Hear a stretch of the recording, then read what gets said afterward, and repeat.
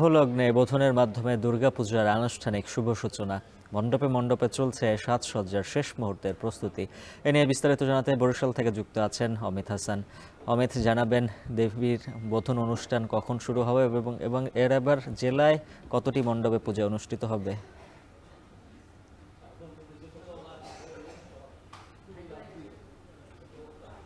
উজ্জ্বল, একটু জানিয়ে রাখি যে বরিশালের যে মণ্ডপগুলো রয়েছে সেই মণ্ডপগুলোতে এখন কিন্তু শেষ মুহূর্তের প্রস্তুতি চলছে এবং আজ রাত ৮টা থেকেই কিন্তু বিভিন্ন মণ্ডপে যে পূজার যে আনুষ্ঠানিকতা সেটি শুরু হবে এবং যে বরিশালের যে মণ্ডপগুলো রয়েছে সেগুলোতে এখন কিন্তু শেষ মুহূর্তের যে কাজ সেটি চলমান রয়েছে এবং বেল পুজোর মাধ্যমে কিন্তু আজকের যে আনুষ্ঠানিকতা পুজোর সেটিও শুরু হবে এবং আগামীকালকে ষষ্ঠীর মধ্যে দিয়ে যে মূল আচার অনুষ্ঠান সেটিও শুরু হবে এবং পূজার আচরণের যে বিষয়টি রয়েছে বিভিন্ন মন্দিরে কিংবা মণ্ডপগুলোতে বিভিন্ন সময় করার কথা রয়েছে, তবে সন্ধ্যার পর থেকেই এটি শুরু হবে বলে জানিয়েছে কর্তৃপক্ষ। এবং আরেকটু জানিয়ে রেখে যে এবার জেলায় 640টি মণ্ডপে পুজো অনুষ্ঠিত হচ্ছে এবং গত বছরের তুলনায় এবছর 38টি মণ্ডপে বেশি পুজো হচ্ছে কিংবা পুজোর সংখ্যা বেড়েছে এবং মহানগরীতে 47টি মণ্ডপে পূজা অনুষ্ঠিত হচ্ছে এবং 2টি বেড়েছে মণ্ডপের সংখ্যা। সব মিলিয়ে বলা যায় যে বরিশালে পুজোর যে আমেজ সেটি কিন্তু বহমান রয়েছে এবং সন্ধ্যার পর থেকেই দেখা যাচ্ছে যে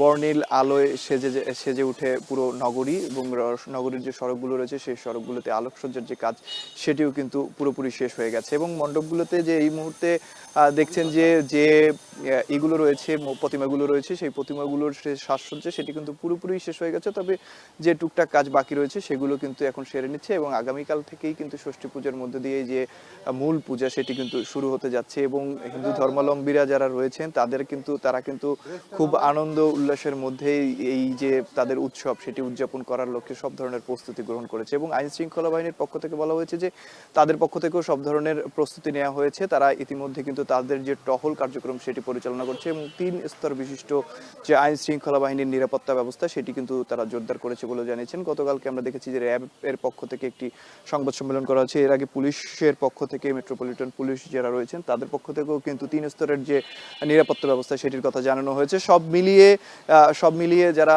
আয়োজক রয়েছেন তারা বলছেন যে গত যে কোনো বারের তুলনায় এবছর খুবই সুন্দর এবং উৎসবমুখর পরিবেশে দুর্গাপুজো অনুষ্ঠিত হবে এমনটাই প্রত্যাশা করছেন যারা আয়োজক রয়েছেন তারা। সব মিলিয়ে রব একটি সাজ রব কিন্তু বইছে বরিশাল মহানগরী জুড়ে। তো বরিশাল থেকে এই ছিল আমার কাছে সর্বশেষ। বরিশাল থেকে সব মিলিয়ে জানাচ্ছিলেন অমিত হাসান। এদিকে শারদীয়